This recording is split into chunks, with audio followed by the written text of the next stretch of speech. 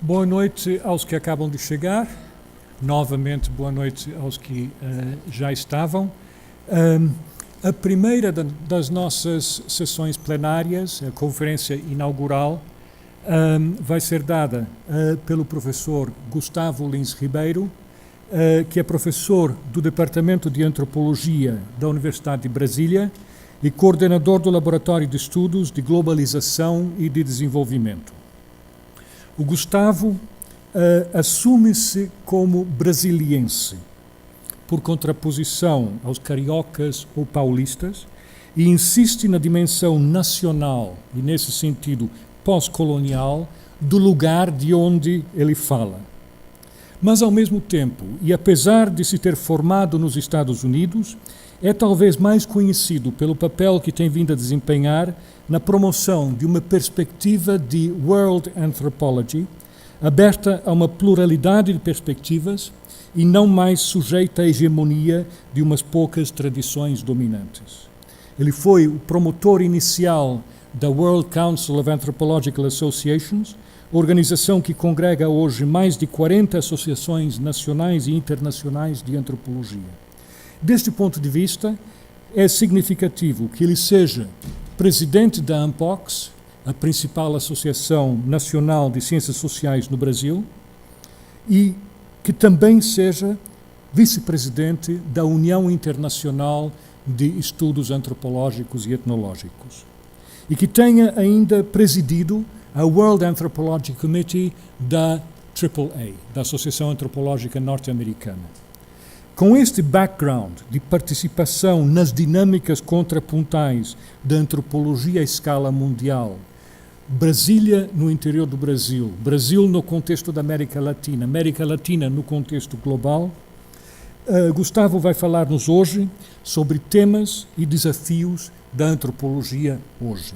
Um tema que, por ser englobante, serve perfeitamente para abrir um congresso dividido em muitos pontos de vista parcelares e algumas miradas mais globalizantes.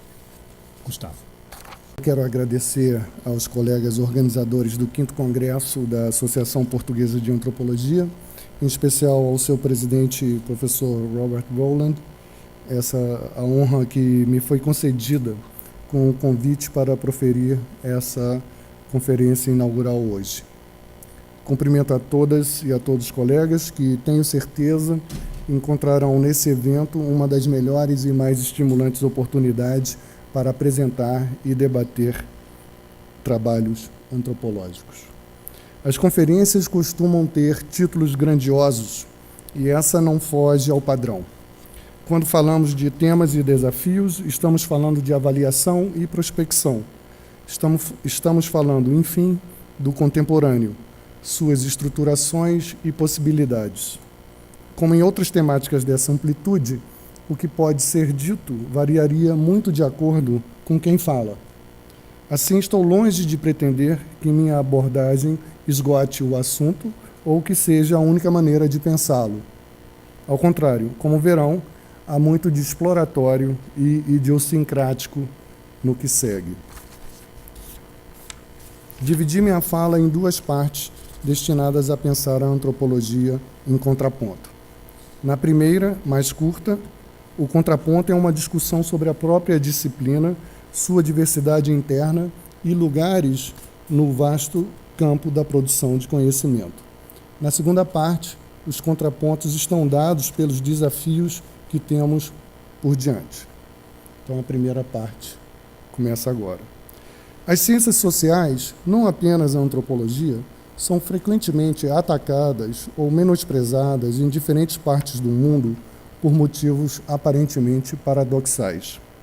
Ora são consideradas perfunctórias, desnecessárias, ora são consideradas subversivas. Como podem ser, ao mesmo tempo, tão desimportantes, não servirem para nada, e tão poderosas que são tidas como ameaças à ordem estabelecida?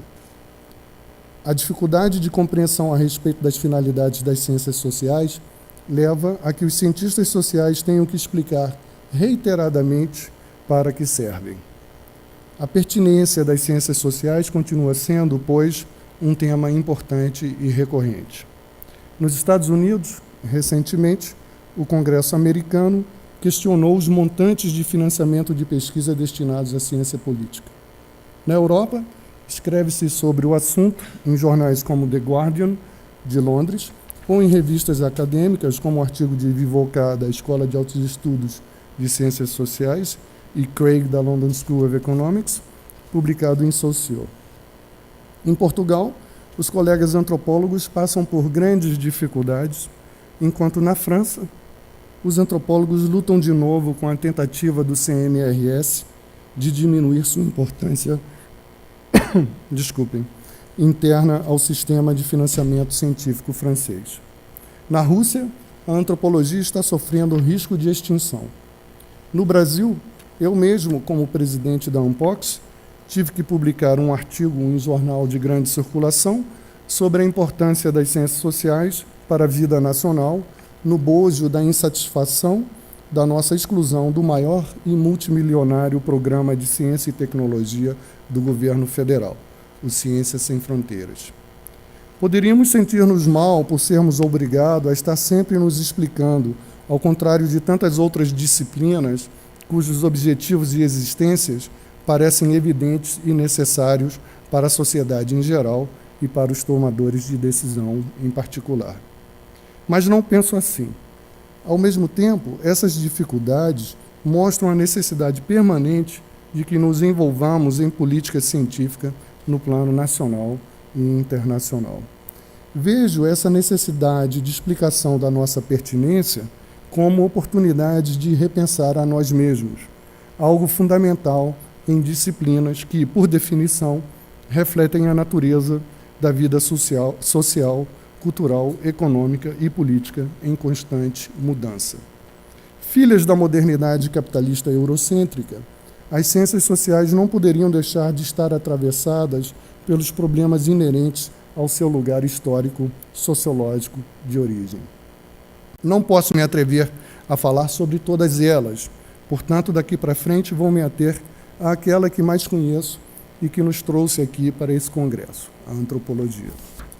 A antropologia deriva claramente da expansão do capitalismo e da sua modernidade eurocêntrica.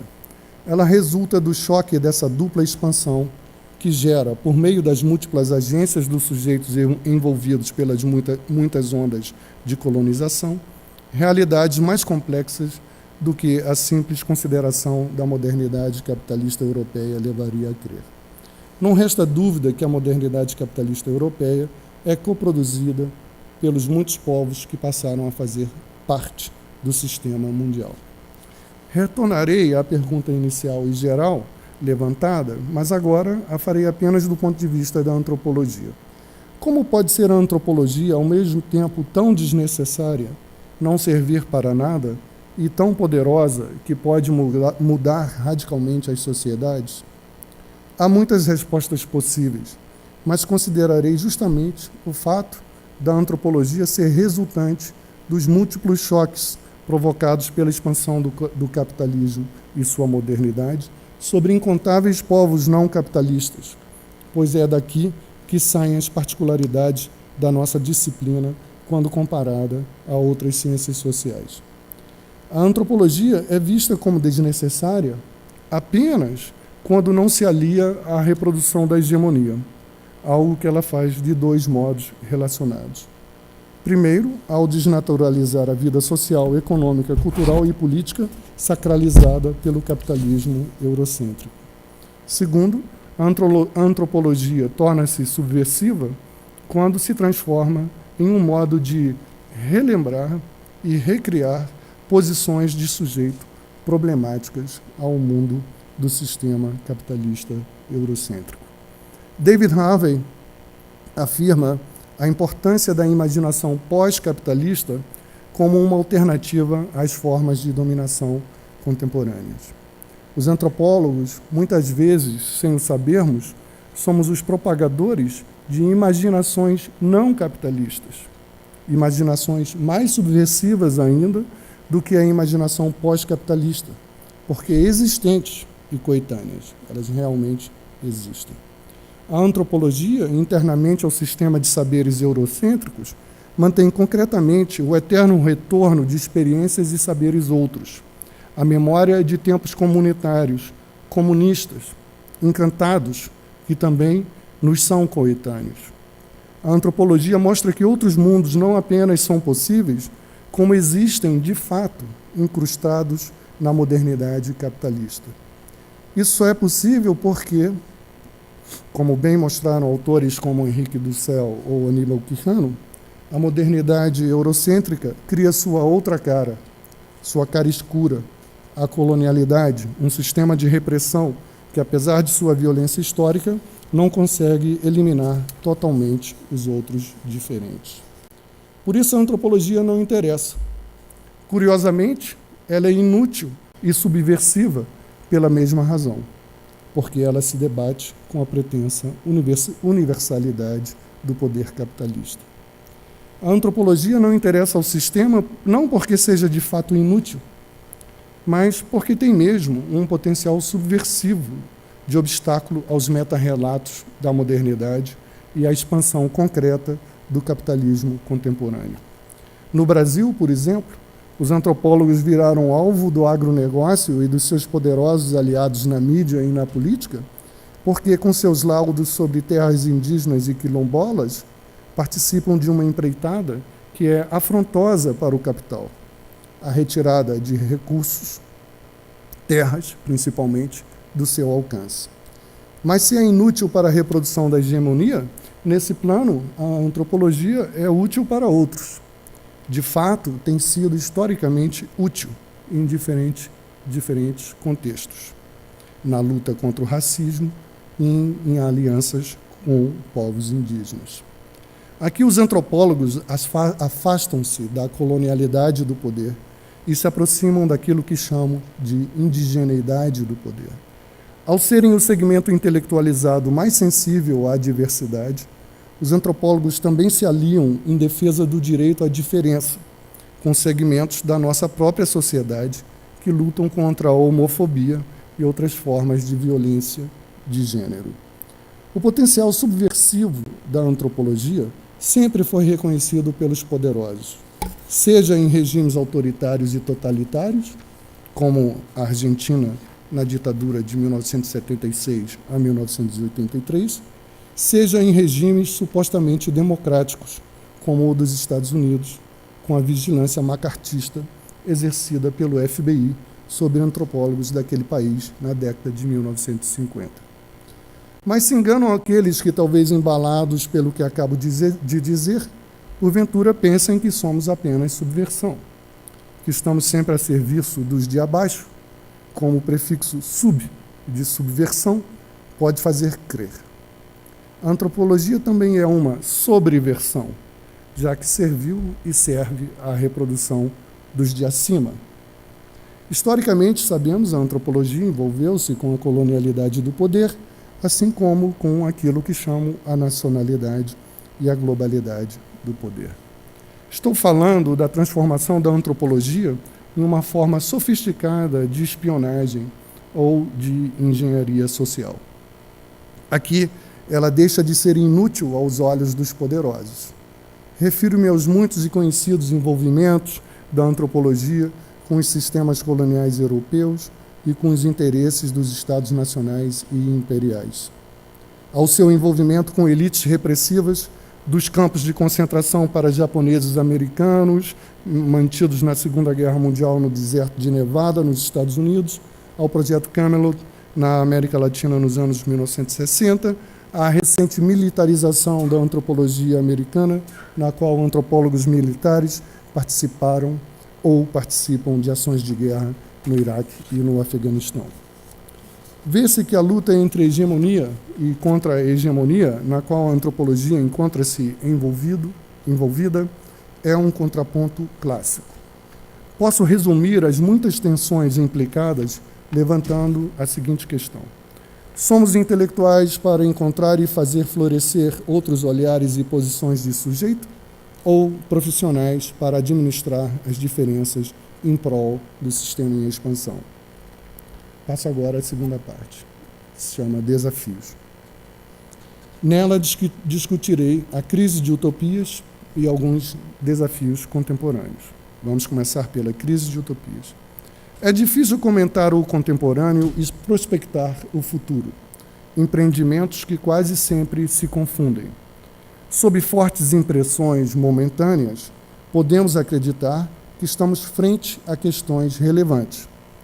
Mas o que hoje parece importante pode, sabe-se lá quando, cair quietamente no esquecimento. É possível apenas intuir desdobramentos prováveis em sintonia com tendências e possibilidades e em analogia com exemplos anteriores históricos. Não há garantias. O futuro é o mais ácido e certeiro dos críticos. Tudo muda e as ciências sociais mudam em consequência. Porém, a complexidade e a dificuldade da prospecção crítica de futuros possíveis não devem imobilizar ninguém. Ao contrário, se não for realizada, deixará aberto um espaço que outros ocuparão, pois o futuro interessa a todos, e lidar com ele não é uma tarefa inócua. Ao mesmo tempo, essa complexidade e dificuldade significam que os problemas e dilemas reclamam a concorrência de muitos. Não acredito no pensador clarividente, solitário, que tudo resolverá. Novos projetos serão resultados de trocas múltiplas, críticas e abertas, com uma grande diversidade de produtores de conhecimento e de interlocutores dentro e fora do universo acadêmico. É justamente por ser inevitável que a crítica do contemporâneo seja prospectiva do futuro que devemos levar a sério seu caráter utópico, no sentido atribuído por Ricoeur à utopia. Para ele, utopia é uma luta no presente sobre o sentido do futuro. No fundo, o que está em jogo é o que queremos. Estamos, portanto, também no reino da política. A luta utópica revela sua inequívoca centralidade há décadas com a presente fragmentação política e ideológica. Continuamos imersos em uma crise de utopias que começou com o final da Guerra Fria. Ou melhor dito, continuamos em uma crise dos mega-discursos utópico-alternativos à hegemonia instaurada pelo capitalismo flexível eletrônico e informático. De fato, o capital continua com seu discurso utópico, com suas promessas salvíficas, no mais das vezes baseadas em uma formulação que já conhecemos há muito. Essa é a formulação. Todos ascenderão socialmente, o desenvolvimento nos equalizará no altar da inovação tecnológica. Não pensem que sou um nostálgico do socialismo realmente existente. Nada disso. É inaceitável socialismo sem liberdade, com culto à personalidade ou com um partido único que module os limites da crítica. Creio até que boa parte do fracasso do socialismo do século XX, no plano político e ideológico, deveu-se a essas suas características. Com a sua passagem para os livros de história, ficou em aberto quais seriam os projetos políticos capazes de galvanizar uma imaginação alternativa que postulasse justiça social e igualdade como um eixo programático de transformação. Com as incertezas inerentes à crise utópica, só aumentam as incumbências da intelectualidade crítica. Antes de prosseguir, é bom deixar claro que acho necessário continuar com os engajamentos intelectuais e políticos com diferentes movimentos sociais novos e antigos, vinculados a questões sindicais, de gênero, étnicas, raciais, ambientais, à luta contra a pobreza, pelos direitos humanos, pela ampliação da democracia, da cidadania, dentre outros. O que apresento a seguir, longe de significar o abandono desses compromissos, implica o acréscimo de novos. Para construir novas utopias, precisamos compreender as mudanças na economia política mundial nos últimos 20 anos, sobretudo diante dos efeitos da chamada globalização, isto é, do capitalismo flexível, eletrônico e informático, sob a hegemonia do Império Americano e das grandes corporações transnacionais. Passamos aos desafios. Inspiro-me na discussão de Norbert Elias sobre as relações estreitas entre a produção intelectual e os horizontes e interesses do Estado-nação, algo que ele denominou de naciocentrismo. um problema endêmico nas ciências sociais. A sociologia tem ensinado que na produção de conhecimento, a localização do sujeito em um determinado contexto não pode ser menosprezada. Ter consciência dessa relação entre posição do sujeito e produção de conhecimento representa um alerta sobre os vieses e efeitos perversos que a produção de conhecimento pode criar. De toda forma, nada impede que os cientistas sociais compreendam-se como agentes que vão além do seu admitido, muitas vezes pretensiosamente, papel de construtores da nação, e deixem de contentar-se com a restrição de suas imaginações interpretativas às fronteiras do Estado-nação. Quando se trata de pensar o mundo globalizado, esse é um movimento mais do que necessário. O ponto é que, sobretudo nas ciências sociais praticadas em centros não hegemônicos, como é o caso do Brasil e Portugal, não há por que se limitar a problemas nacionais. Ao contrário, urge o aumento de uma produção multissituada sobre o mundo global. Impossível passar por esse debate sem considerar o que Walter Mignolo chamou de geopolítica do conhecimento, uma proposição que leva a sério o fato de toda enunciação ser marcada geopoliticamente. Tal perspectiva significa que teorias, conceitos, noções e métodos cavalgam particularismos que, por um efeito de dispositivos de poder, pretendem muitas vezes, eficazmente, ser universais.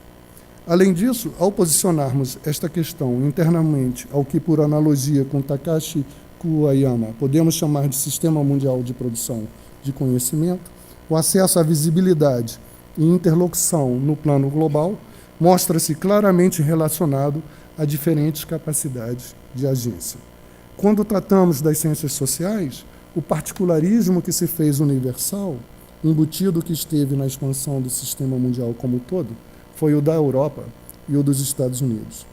A história da universalização dos particularismos do Atlântico Norte pode levar-nos a crer que o universalismo é um particularismo com um exército por trás, para parafrasear nossos colegas linguistas que dizem que a língua é um dialeto com um exército por trás. O reconhecimento desse quadro levanta questões complexas.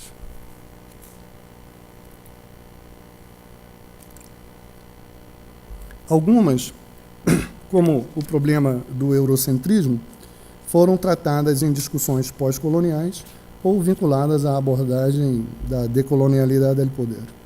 Outras, como a que chamei de americanocentrismo, eu mesmo tematizei sob o rótulo da crítica pós-imperialista. Como Chakrabarty, acredito que o fato de reconhecermos os problemas gerados por ideias fora do lugar não deve levar-nos a jogar o bebê fora junto com a água. Isto é, a abandonar, a priori e acriticamente, o conhecimento que o Atlântico Norte produziu, nem tampouco alguns dos seus meta-relatos salvíficos, como os que dizem respeito à justiça social. Não se trata de uma cruzada nativista ou xenófoba, mas de uma crítica à hegemonia da produção eurocêntrica, que muitas vezes confunde sua centralidade no sistema mundial com sua própria universalidade, e obscurece e oblitera outras posições de sujeitos produtores de conhecimento no mundo globalizado. Na verdade, é preciso qualificar esse eurocentrismo, como me lembrou Susana Narodsky recentemente. Hoje trata-se mesmo de uma hegemonia americana com coadjuvância inglesa, francesa e alemã. Assim, para não cunhar um termo estranho como norte-atlântico-centrismo, quando ouvirem eurocentrismo, por favor, entendam a força desses 4 países.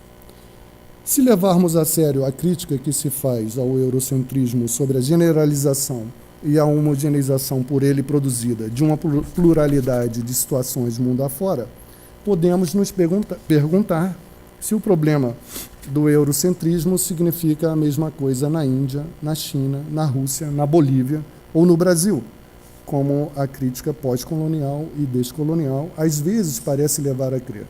É claro que não. Para ficarmos na América do Sul, na Bolívia, a crítica ao eurocentrismo tem uma base social e política inegável. Os quase 70% de população indígena historicamente marginalizados até a chegada de Evo Morales ao poder em 2006.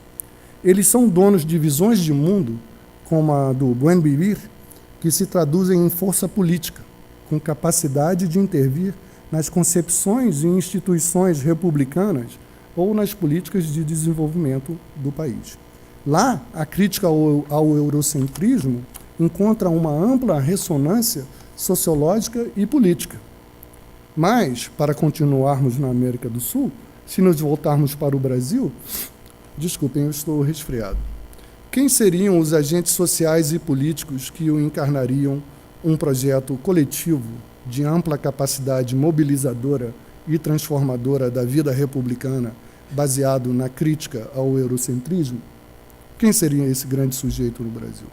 No Brasil, diante da ausência de um grande sujeito transformador sensível a essa problemática, é mais provável que a crítica ao eurocentrismo restrinja-se ao ambiente acadêmico, ou seja, apropriada por movimentos de política identitária, em busca de argumentos históricos e culturais que legitimem suas demandas pelo reconhecimento de suas diferenças. Isso não torna a crítica ao eurocentrismo algo menor, mas, certamente, coloca-a em circuitos de disseminação mais modestos do que aqueles andinos, por exemplo. Pergunto-me ainda por que a questão epistemológica que subjaz ao problema do eurocentrismo transformou-se em algo importante globalmente. Creio relacionar-se com a virada culturalista dos anos 1990 e a proeminência da questão identitária nas formas contemporâneas de fazer política. De todo modo, apesar da importância política atual da questão epistemológica, certamente se relacionar à equação Foucaultiana, segundo a qual conhecimento é igual ao poder, não a reduziria a isso. Acho que, em uma conjuntura em que se cunhou o rótulo de sociedade do conhecimento, as diferentes formas e possibilidades de conhecer tornaram-se não apenas um patrimônio, como a biopirataria e a noção de patrimônio intangível bem demonstram, mas também um forte emblema de distinção, capaz de mobilizar poderosos imaginários políticos ao valorizar o local diferenciado frente ao global ocidentalizado, americanizado.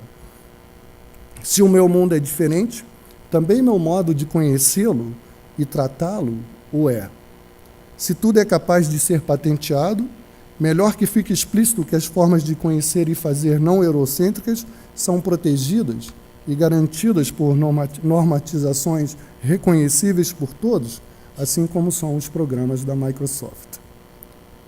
Dentre as questões complexas envolvidas, encontra-se a da validade de determinado tipo de conhecimento e da sua capacidade de viajar para outros contextos, produzindo novas interlocuções e adquirindo maior visibilidade internacional.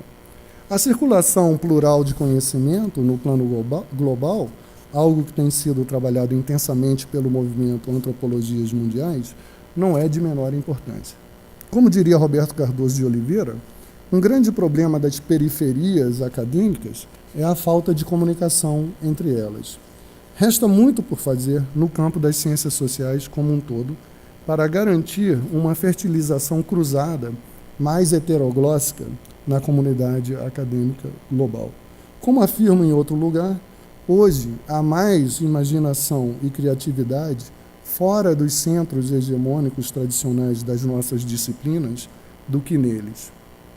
Mas, ao reconhecermos o valor da pluralidade e da horizontalidade de posições e projetos, levanta-se também a questão da articulação, que, por sua vez, vincula-se a características políticas centrais do nosso tempo. A questão das agendas unitárias, englobantes, e das agendas fragmentadas é um tema que tem sido visitado com certa frequência e é também enfocado sobre os rótulos de demandas por redistribuição e demandas por reconhecimento. Essa questão pode ser vista também como uma tensão entre lutas de classes e lutas identitárias, que, reconheçamos, parece cada vez mais se resolver em favor das últimas, das lutas identitárias, tendo em vista que as ideias de macro-sujeitos transformadores de toda a sociedade, ou de uma ruptura de transformações radicais, isto é, ideias como as de classes, revolucionários e revolução, parecem ter sido relegadas cada vez mais aos livros da história, à prática de uns poucos grupos políticos ou ao pensamento de alguns acadêmicos que ainda admitem ser influenciados pelo marxismo. O fim do socialismo real em 1989-1991 e o advento do capitalismo triunfante, ou do que ironicamente chamam de globalização realmente existente, certamente contribuiu para a existência de um ambiente intelectual anti-utópico, onde floresceu o pós-modernismo, cresceram os espaços globais fragmentados, diminuíram as capacidades normativas e de intervenção dos Estados nacionais em diferentes âmbitos, surgiram diversos tipos de cosmopolitismo e circularam fortemente ideologias anglo-saxãs de administração da diversidade étnica, como o multiculturalismo. Tudo isso favoreceu o entendimento de que o sujeito contemporâneo, individual ou coletivo, é fragmentado. Não tenho nada contra essa ideia de fragmentação, porque a sua oposta, quando celebrada como a de um sujeito único, organicamente resolvido e não contraditório, é uma construção direcionada a socializar-nos de maneira conservadora e conformista. Mas preocupa-me há muito tempo pensar em fragmentação sem articulação, justamente porque, em sendo assim, teríamos o mesmo resultado de formulações conservadoras e conformistas, cada um em seu lugar e com seu próprio horizonte de demandas. Por isso, creio que articulação é uma palavra-chave do nosso tempo. No fundo, o que me interessa é a questão do sujeito político transformador, suas características e o alcance de suas potencialidades. Como articular a pluralidade dos sujeitos críticos? Qual a natureza da mudança ou qual a natureza da tensão entre o que se chamava de revolução e reforma, ruptura brusca ou gradual? Será que, como queriam os pós-modernistas da década de 1990, devemos nos conformar e abandonar os meta-relatos salvíficos do iluminismo? Não creio. Não porque tenha particular apreço pelos meta-relatos da evolução e crescimento perenes, do progresso, do desenvolvimento, mas porque acho criticável deixar de lado, nas ciências sociais, um interesse pela justiça social, pela igualdade na diversidade. Pode-se pensar em uma solução lógica para a articulação das diferenças inerentes à pluralidade dos atores políticos. Eu mesmo fiz isso em meu livro Pós-Imperialismo, publicado na Espanha em 2003. Mas a questão é muito mais política e sociológica do que lógica. De certa maneira, os experimentos dos fóruns sociais mundiais eram direcionados a esse objetivo. Porém, a rotinização e pulverização dos fóruns parece ter diminuído o seu impulso virtuoso. Eis aqui um mega desafio e dilema. O sujeito transformador coletivo, estruturalmente capaz de provocar mudanças radicais, é possível, tanto em sua existência real quanto discursiva, enquanto entidade agregadora de forças sociais? Ou estamos destinados a confrontações de maior ou menor intensidade provocadas pelos ciclos da economia política típicos do capitalismo com seus espasmos? Por mais antigas e até prosaicas que possam parecer para muitos de nós, essas questões continuam no ar, como provam os movimentos de rua em diferentes países. Passo agora a outros tipos de transformações do mundo contemporâneo, globalizado, que geram desafios para as ciências sociais. Uma que é impossível não mencionar, ainda que brevemente, realmente será muito breve, diz respeito à crescente centralidade da China no sistema mundial. É possível que nas próximas décadas a China e a sua área de influência direta passe a ser o centro do sistema mundial, desbancando o Atlântico Norte, que há séculos é a área mais dinâmica da expansão capitalista. Não se trata de saltar o Atlântico, como ocorreu quando os Estados Unidos suplantaram a Inglaterra no pós-Segunda Guerra Mundial, inaugurando muitas décadas de hegemonia. Essa mudança se deu internamente ao chamado Ocidente. Agora podemos estar frente a uma mudança de escala civilizatória, o fechamento da hegemonia do Ocidente. Ela também vem acompanhada de um certo descentramento que nos Estados Unidos foi chamado de The Rise of the Rest, a ascensão do resto, e que acaba por envolver, além da China, os outros países do BRICS, o emergente bloco geopolítico do qual o Brasil faz parte.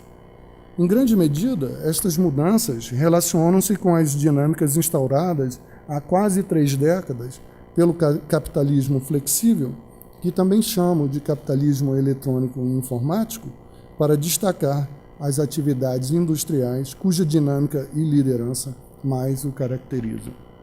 Com o florescimento e a disseminação do ciberespaço e o aprofundamento das transformações por ele mesmo criadas, vamos assistindo a novas formas de hiperflexibilidade internamente ao mundo online.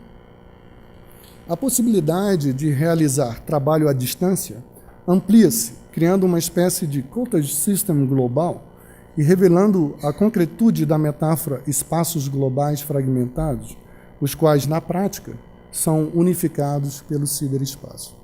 Paralelamente, assiste-se a uma grande transformação no que denominamos de espaço público, a ponto de hoje termos que pensar, como escrevi em outro lugar, em um espaço público em geral que se subdivide em espaço público real e espaço público virtual.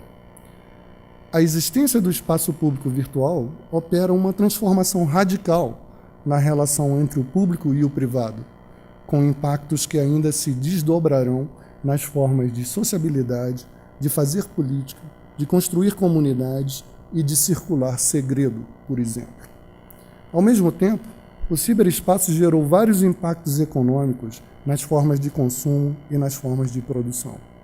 Primeiro, gerou uma certa ilusão de descentralização ao levar ao limite a ideia de redes, sendo o Facebook sua última e mais perfeita tradução.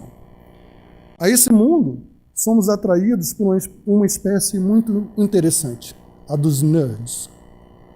Entre eles, Bill Gates, Microsoft, Steve Jobs, Apple, Larry Page, um dos fundadores da Google, e Mark Zuckerberg, da Facebook, que, contrariamente ao que o nome parece indicar, a tradução de nerds pode ser lerdos, otários, rapidamente se tornam multibilionários e os Henry Fords, Graham Bells ou Thomas Edisons do nosso tempo, determinando para onde o pêndulo vai. A transformação dos nerds em bilionários mostra que por detrás da aparente descentralização encontra-se um centralismo programático que faz fortunas, cria oligopólios e muda as relações entre setores industriais com uma velocidade tremenda. O mais interessante é que vários desses serviços funcionam na base do que, ironicamente, poderia ser chamado de economia da isca. Veja, eu dou de graça para você usar essa maravilha, da qual dependerá daqui em diante. Mas o usuário, o que todos passamos a ser, não sabe o que dele está sendo tomado. Preciosas informações do consumidor, o que todos temos que ser, permitem uma publicidade segmentada, manicurada, quase que exclusivamente talhada para você. A internet revela sua cara comercial a ponto de podermos antever que cada vez mais funcionará apoiada na propaganda, como a televisão comercial. Há muitos outros impactos provocados pela internet. Alguns dizem respeito à nossa própria prática acadêmica.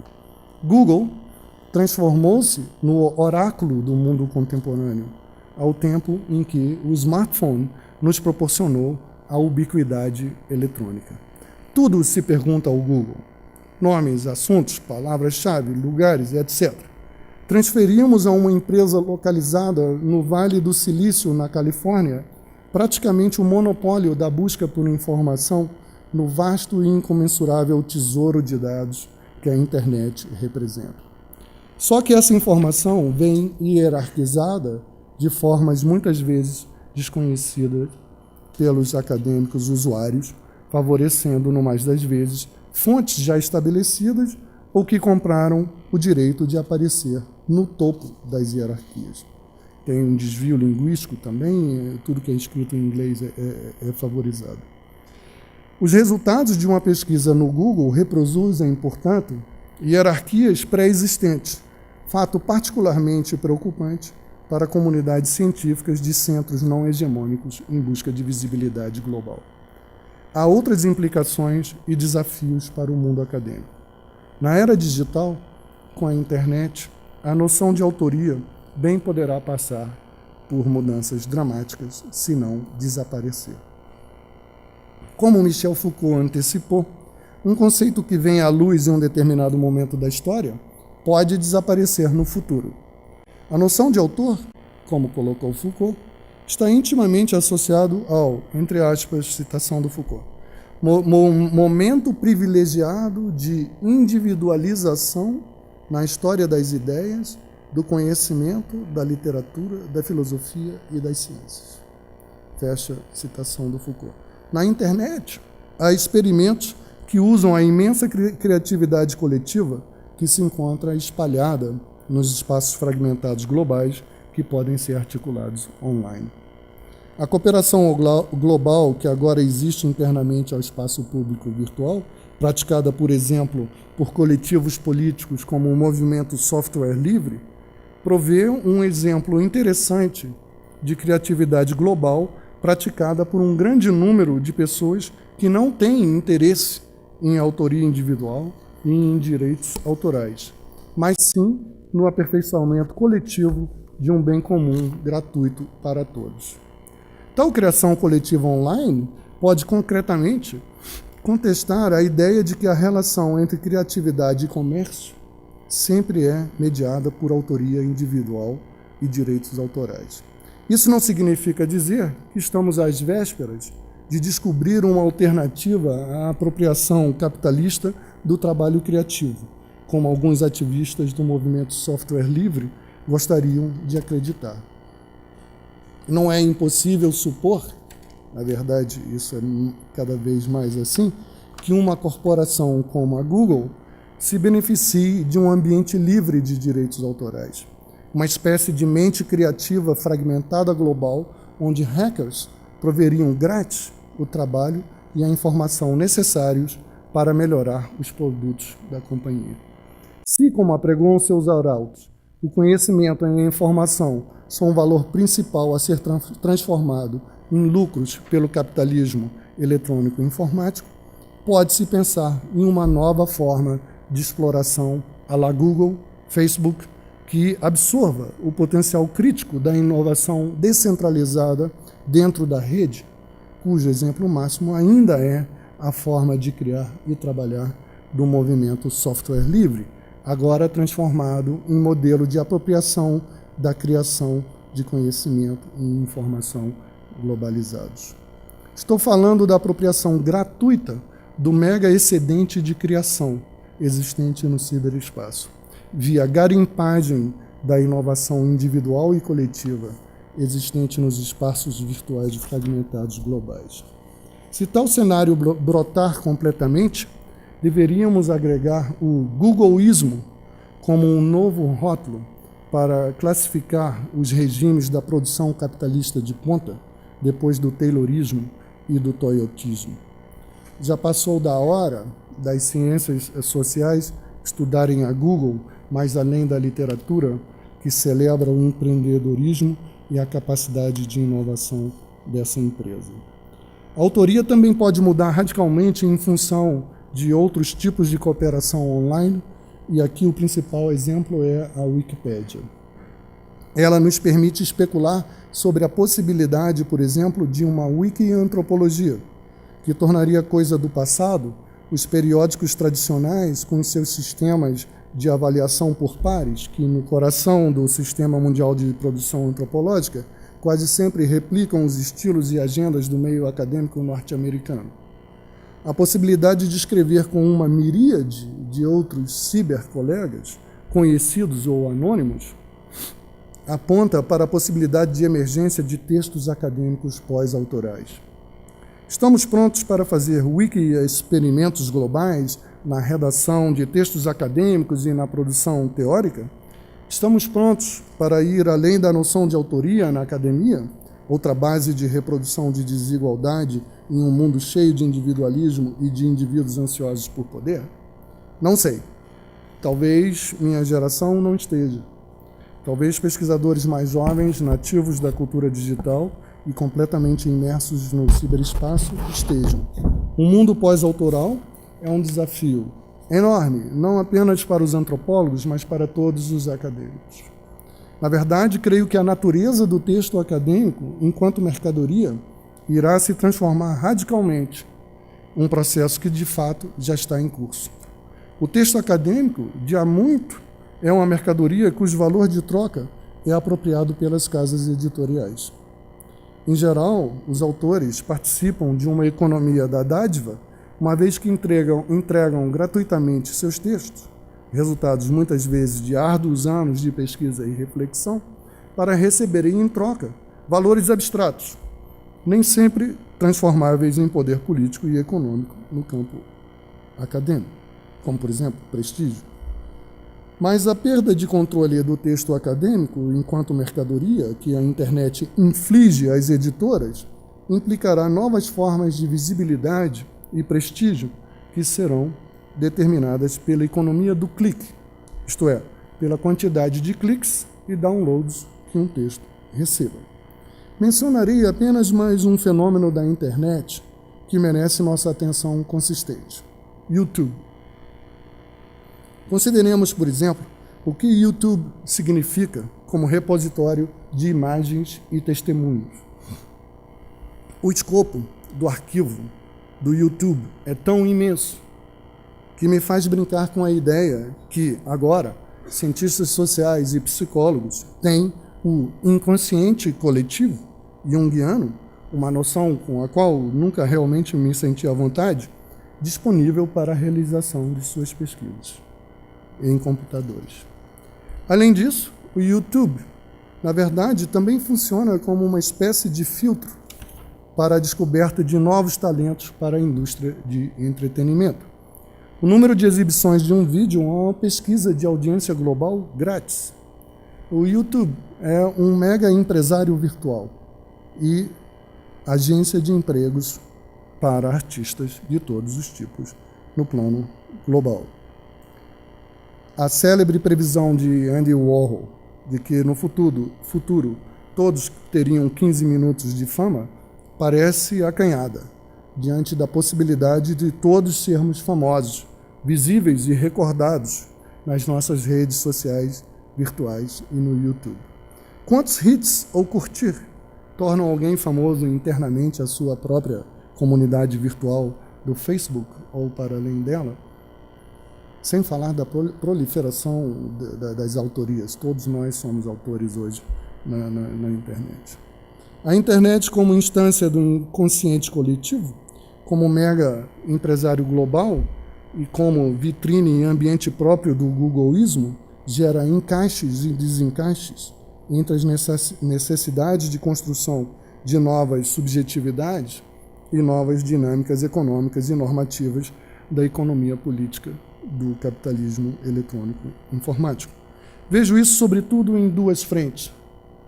Primeiro, a gigantesca capacidade de copiar, propiciada pela reprodução digital, atinge um núcleo duro da chamada sociedade do conhecimento e da reprodução do capitalismo econômico informático, o controle da propriedade intelectual. Não é à toa que há tantas disputas a respeito de propriedade intelectual no presente. Em decorrência, conflitos normativos profundos criam novas e grandes incertezas e contradições entre o que se considera legal e ilegal, lícito e ilícito, uma zona cinza explorada por todos os atores sociais, em maior ou menor grau, cujos aspectos mais visíveis tenho estudado sob o rótulo do que denominei de globalização popular e sistema mundial não hegemônico. Aliás, que pela primeira vez que eu escrevi sobre isso, publiquei aqui na revista Etnográficas de Portugal. Enfim, o que eu chamo de globalização popular e sistema mundial não hegemônico, para referir-me aos circuitos de produção e distribuição de cópias não autorizadas em escala global. A segunda frente que seria preciso considerar é a da ilusão das superfícies, inspirado no ensaio premonitório de Frederick Jameson, de 1984, e a da comunicação imediata, ampliada pelas redes sociais, que implicam no aumento da eficácia e a presença do espaço público virtual no cotidiano dos agentes sociais e da influência daquilo que não está aqui. Quanto mais avança a compressão do espaço-tempo, mais cresce o desejo de desbabelização do mundo, de uma espécie de hipertransparência global, de uma enorme cacofonia heteroglóssica planetária, onde todos poderão falar e ser ouvidos, independente de suas posições de classe, identidades étnicas, de gênero ou outras. Frente a tudo isso, como escrevi em outro lugar, vejo dois resultados possíveis. Ambos, de uma forma ou de outra, relacionam-se à eficácia da transformação de tudo em mercadoria. O primeiro poderia ser chamado de hiperfetichismo, ou seja, a hipereficácia do fetichismo em um mundo completamente colonizado por cópias sem originais e pelo seu papel central na acumulação dos setores de ponta do capitalismo eletrônico informático, alguns dos quais já me referi aqui, Google, Facebook, etc. Nesse reino, um mundo chato de superfícies, da imposição totalizante da aparência, ninguém realmente se importaria com alienação. Na verdade, toma o quase completo desaparecimento do uso dessa noção de alienação como outro sintoma desses nossos tempos. Ninguém mais fala de alienação, ninguém mais é alienado. Fomos liberados. O outro resultado é o que chamaria de hiperanimismo, ou um retorno à metafísica do animismo entre os modernos. Será uma tentativa de reencantar o mundo? Uma expressão do hiperanimismo é o prestígio de que atualmente gozam algumas teorias que atribuem agência às coisas. Talvez seja uma reação a um mundo onde cópias não têm originais, mas algoritmos. Uma reação a um mundo sem profundidade, chato, finalmente desencantado por completo, e no qual clones humanos podem existir. Comentários finais. São muitos e gigantescos os desafios interpretativos e transformativos que se nos apresentam. Isso porque a velocidade das mudanças no nosso mundo só acelera. No século XIX, era possível ver que tudo que é sólido desmancha no ar. No século XXI, ainda que o sólido continue conosco, em nossos corpos, no meu resfriado, por exemplo, e nos ambientes, o que se desmancha no ar tornou-se mais crucial ainda. Quero crer que parte central da tarefa da antropologia e de outras ciências sociais é dar conta dessa leveza tão etérea quanto às vezes avassaladora. Muito obrigado.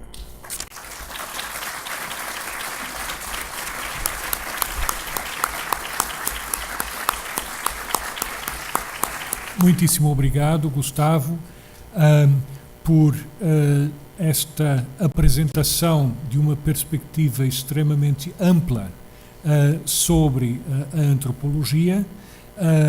Temos alguns minutos. O Gustavo está disposto a tentar responder a perguntas. Não sei se alguém quer levantar alguma questão ou colocar uma pergunta mais direta.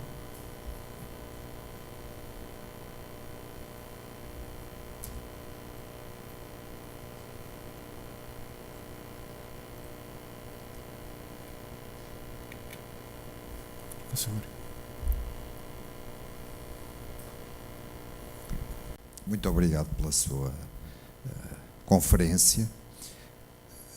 Relativamente a esta parte final, à segunda parte da sua apresentação, em que fala no ciberespaço, nas redes sociais, eu estava a ouvi-lo e ocorreu-me a situação recente, relatada pelos meios de comunicação, da vigilância que a NSA norte-americana faz sobre as comunicações em todo o planeta. As comunicações de todo o tipo, telefónicas, via redes, etc. Como é que, do ponto de vista do seu professor, como é que vê o relacionamento entre as empresas que mencionou, Google, Facebook, YouTube, que é da Google,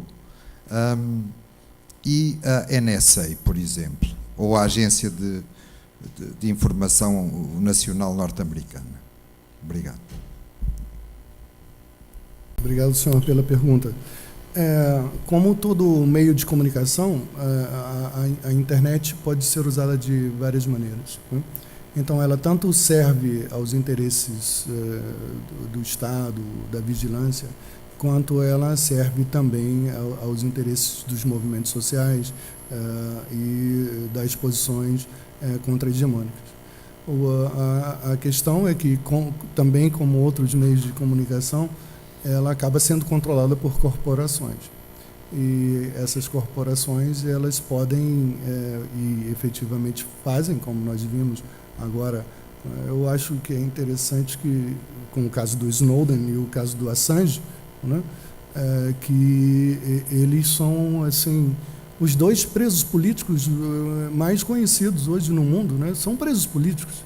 O Assange está na embaixada equatoriana em Londres, e o Snowden exilado na Rússia, né? Mostra muito bem essa convergência, né, de interesses entre essas corporações que fazem parte daquilo que eu chamo capitalismo eletrônico e informático, e os interesses, especialmente, aí dos poderes imperiais, notadamente norte-americanos. E essa relação, ela é íntima com a National Security Agency. É bom perceber que quando o Obama, em 2007, era candidato, ele fez várias viagens ao Vale do Silício, na Califórnia, né, e se tornou, não oficialmente, evidentemente, como toda corporação, eles colocaram dinheiro em todos os candidatos, mas informalmente o candidato da Google, né? E um ex-funcionário da Google foi quem organizou toda a campanha virtual do Obama, que todos celebraram como um momento diferente de fazer política, etc., né? Então, eu hoje, não sei, talvez seja um exagero, como se dizia que o Bush representava os interesses petroleiros na Casa Branca, não seria improvável, né, que o Obama represente os interesses do Vale do Silício na Casa Branca, e não será nem a primeira nem a última vez que uma potência imperial utilizará suas ferramentas disponíveis dentro ou fora do Estado, né, como meio de exercer seu próprio poder. Então, essa relação é íntima.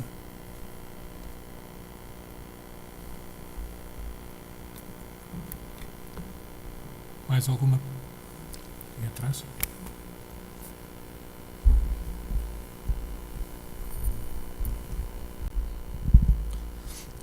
Boa tarde, muito obrigado. Muito obrigado pela conferência que nos proporcionou e que nos deu uma visão, como dizer, enfim, muito abrangente de tantas coisas com que lidamos diariamente e sobre as quais não refletimos, como o ciberespaço, como o Facebook, ou então refletimos, mas ainda não conseguimos fazer dessa reflexão qualquer coisa de material para fora do espaço virtual e que possa afetar as nossas vidas e poder atuar criticamente sobre nós. Mas fez aí uma referência muito breve. Eu esqueci-me de me apresentar, penso que é útil. Sou Luís Fernandes, trabalho na Universidade do Porto. Não pertenço ao Grêmio dos Antropólogos, mas sou um filho adotivo, normalmente muito bem recebido nos encontros de antropólogos. E fez aí uma referência muito breve à questão do inglês. Falou-nos aqui de instrumentos que ameaçam ser de dominação global, como o Google, por exemplo, ou como o Facebook. O inglês, atualmente, parece-me que também ameaça ser um instrumento de dominação global. E por isso eu gostava de saudar este começo do nosso Congresso de Antropologia em português, do Brasil, e o seu fecho na quarta-feira em português de Portugal. Eu penso que o português é uma língua, é uma ferramenta contra-hegemónica neste momento. Gosto de me exprimir em português, gosto de poder escrever em português para revistas científicas. Ando incomodado com o facto de, dentro do meu país, estarmos a fazer cada vez mais seminários e cada vez mais conferências em inglês e mesmo termos de concorrer aos financiamentos da ciência com projetos redigidos em inglês. O inglês é muito mais do que um veículo, o inglês quer dizer, a língua é muito mais do que um veículo, a língua é uma forma de pensamento. Eu, pessoalmente, quando penso em inglês, penso pior e penso mais curto. E ando preocupado porque a concorrência vence-me normalmente. Portanto, gostava só de dizer isto e de falar no português como essa língua contra-hegemónica. Agostinho da Silva e Fernando Pessoa disseram-nos que o português é um universo e, enfim, com certeza é um universo paralelo. Muito obrigado. Ali atrás.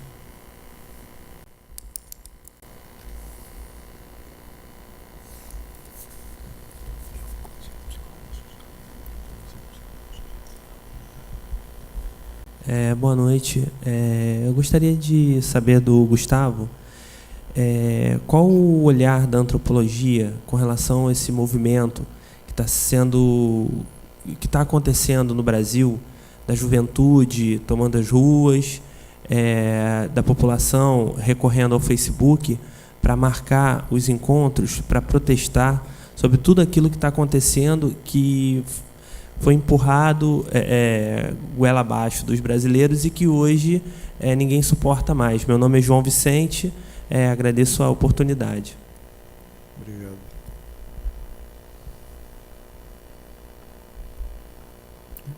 Você quer responder já? Tem outra pergunta. Boa noite, meu nome é Luiz Fernando, sou da Universidade Federal Fluminense, em Niterói, no Rio de Janeiro. Eu queria retomar uma passagem quando você aborda essa tensão entre as políticas de classe e as políticas identitárias, a fragmentação e a ausência de articulação. Para pensar um possível impacto, e eu queria ouvir a sua posição em relação a isso, sobre a prática antropológica, especificamente sobre o que eu tenho chamado, vai ser um dos temas da minha exposição no painel, pegando um termo da antropologia at home e desenvolvendo para o que eu tenho chamado de antropologia excessivamente at home. E esse excessivamente seria a diminuição dessa alteridade até praticamente a zero, ou seja, um crescimento de pesquisas que, no meu entender, ouvindo a sua fala, dialogam com essa ausência de articulação e pensam a pesquisa feita exclusivamente em torno ao seu próprio universo. A luta e as demandas e uma possível contribuição da antropologia para resolver os problemas individuais ou do próprio grupo no qual trabalha. Eu gostaria de ouvir a sua posição sobre as possíveis articulações entre essa alta etnografia e essa falta dessas articulações e de uma política mais ampla. Obrigado. Ok. Luiz Fernandes, a questão da língua na comunicação global e internacional, se você quiser transnacional, ela é bastante complicada. O português é a 8ª língua mais falada no mundo, graças, em grande medida, à comunidade linguística brasileira, que está chegando a 200 milhões de falantes, mas ela não é uma língua global, ela já foi, quando foi uma língua imperial, né? E as línguas imperiais nunca são línguas libertadoras, né? Então, por mais que seja bonito o nosso idioma, eu também adoro o português, sou um nativo do português, eu gostaria que ele fosse mais uma língua contra-hegemônica mesmo, do que historicamente ele tem sido. Agora, existe uma coisa que eu chamo o paradoxo linguístico da comunicação transnacional.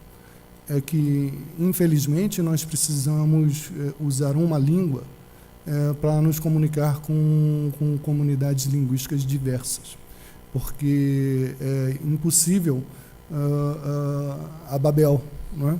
Babel, eu acho, um dos mitos mais deliciosos da nossa própria cultura, porque é o mito da incomunicabilidade.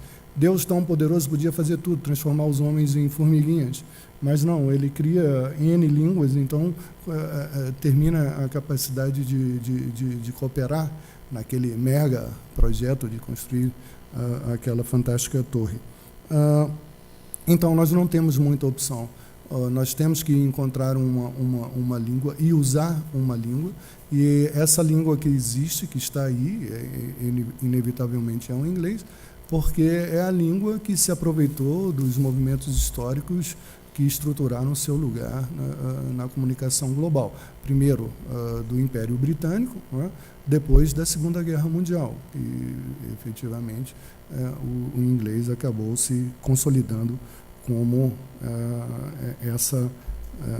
esse meio único de comunicação transnacional, ao detrimento de outras línguas, etc. Nós sabemos como o francês foi se retraindo no século XX de maneira notável, né? Mas esse é um tema bastante amplo e muito interessante. Talvez a pessoa que mais entenda disso seja um antropólogo linguista mexicano, trabalhando na Universidade Autônoma Metropolitana de Iztapalapa, que se chama Enrique Ramel. Eu aconselho muito a leitura dos trabalhos dele sobre língua, globalização e imperialismo. O João Vicente, né? Antropologia dos movimentos sociais no Brasil hoje, não os movimentos sociais, né? Porque o movimento social, a antropologia tem uma contribuição muito grande, mas nós ainda estamos muito no calor da hora, e no calor da hora o que nós vimos não foi a convocação dos antropólogos para falarem sobre os movimentos, né, de junho. Basicamente foram os cientistas políticos. Normalmente eles gostam de chamar cientistas políticos e sociólogos, a não ser que nós consideremos nosso amigo Luiz Eduardo Soares também como antropólogo. Certamente o Luiz Eduardo Soares é antropólogo, que também falou muito sobre os movimentos, especialmente aqueles acontecidos no Rio de Janeiro, né? Mas, do ponto de vista de trabalhos publicados, nós estamos num momento ainda muito precoce, não vi nada, a não ser os trabalhos do Luiz Eduardo Soares, inclusive publicados nos Estados Unidos, trabalhos de ocasião, né? Escritos assim no calor da hora, feitos por antropólogos. O Luiz Fernando também é uma discussão muito grande, né, Luiz Fernando?